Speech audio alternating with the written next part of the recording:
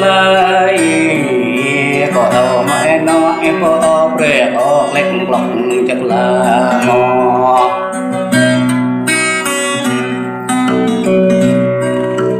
đọc ở nơi mò ở tầng bị rửa lại cái coi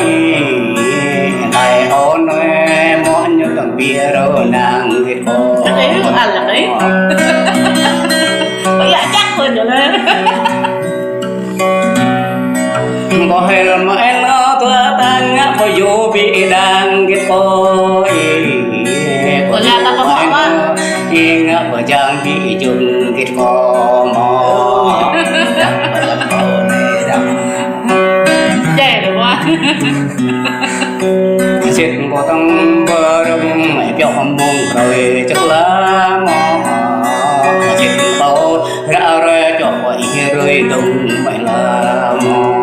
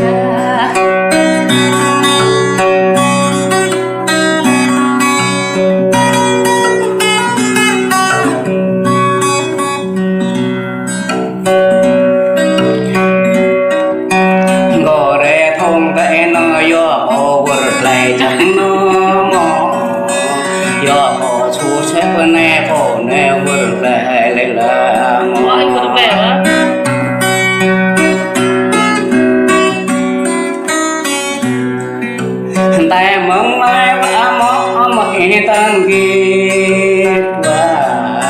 và đi cha bia và em mong tăng đôi lại và mong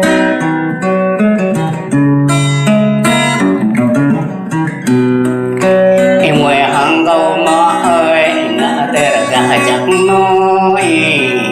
và ngã rồi tâm câu nói ngã rộng tay đôi tay